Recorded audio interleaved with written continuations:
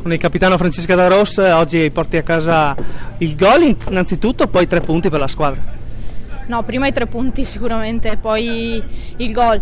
Si sa che adesso sono tutte finali, le prestazioni iniziano a essere un po' più faticose perché siamo verso la fine e perché il caldo inizia a farsi sentire, di conseguenza veramente non bisogna basarsi solo sulla tecnica e sulla tattica, ma anche sul cuore, dar tutto fino al 95esimo. Ecco, oggi abbiamo fatto così.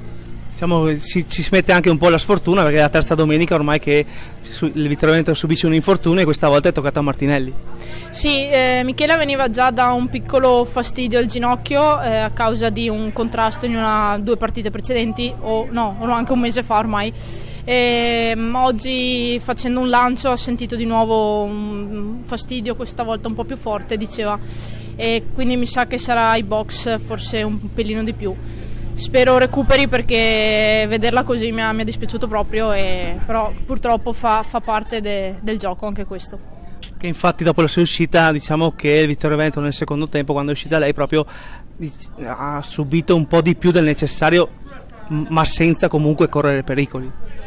Sì, sicuramente l'apporto di Michele nella fase difensiva è indispensabile. Secondo me sarebbe stato così ugualmente, perché una formazione come la loro anche all'andata ci ha tenuto sotto fino all'ultimo e sull'1-0 provi il tutto per tutto, quindi secondo me avrebbero fatto la stessa cosa anche con Michela, cioè forse l'avremmo gestita un pochino in modo più tranquillo, però comunque il loro agonismo l'avrebbero messo in ogni caso, ecco, quindi ci sta.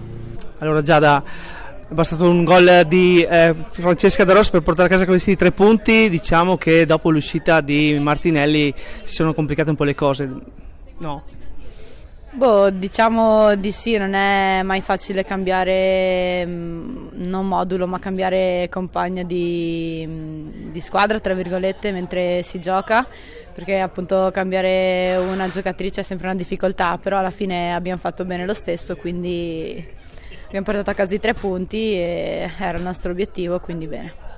Per quanto riguarda la tua prestazione, puntuale negli interventi, diciamo nessun pericolo dalle tue parti e nel complesso nessun pericolo anche dalle parti di Reginato.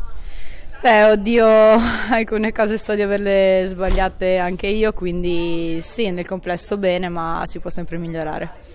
Monica, ci aspetta una partita di Coppa, ci sarà la Riozzese da affrontare.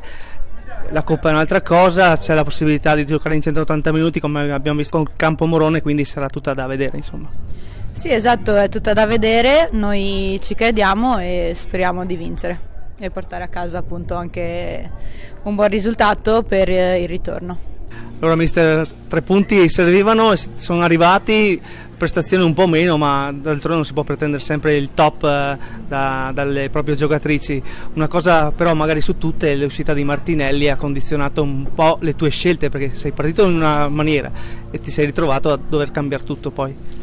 Sì, intanto faccio un plauso a tutte le ragazze, perché venire qua a Osio e portare via i 3 punti non era semplice. Qui ha vinto solo la Riozzese, quindi prima di tutto un applauso alle mie.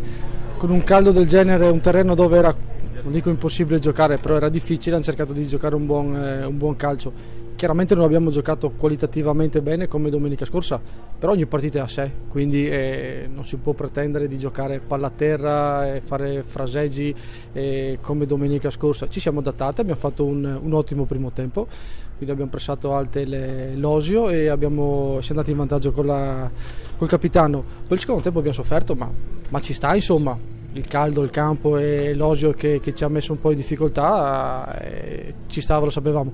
L'uscita della Martinelli mi dispiace perché era appena rientrata, quindi adesso dobbiamo un attimino contare quelle sane e affrontare la Riozzese in Coppa Italia domenica prossima. Sì, diciamo, per quanto riguarda la prestazione in generale, comunque il Vittorio Veneto non è che abbia subito chissà quali pericoli in difesa, quindi diciamo che è andata bene così. Sì, penso che la Reginato non abbia fatto un intervento, quindi in fase di non possesso abbiamo fatto i movimenti giusti, concentrati, quindi non abbiamo rischiato niente. avranno messo 3-4 cross pericolosi, quindi il nostro l'abbiamo fatto. Dopo se si gioca meno bene e si porta a casa i 3 punti, ben venga, quindi noi dovevamo venire qua per cercare di fare i 3 punti, l'abbiamo voluto, l'abbiamo cercato e l'abbiamo fatti, quindi il nostro lo stiamo facendo e continueremo a farlo fino all'ultima giornata.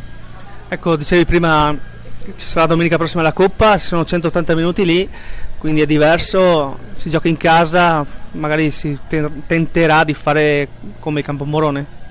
Sì, adesso vediamo le ragazze come recuperano questa settimana e ce ne abbiamo 3 fuori, però so che chi entrerà in campo domenica darà tutto.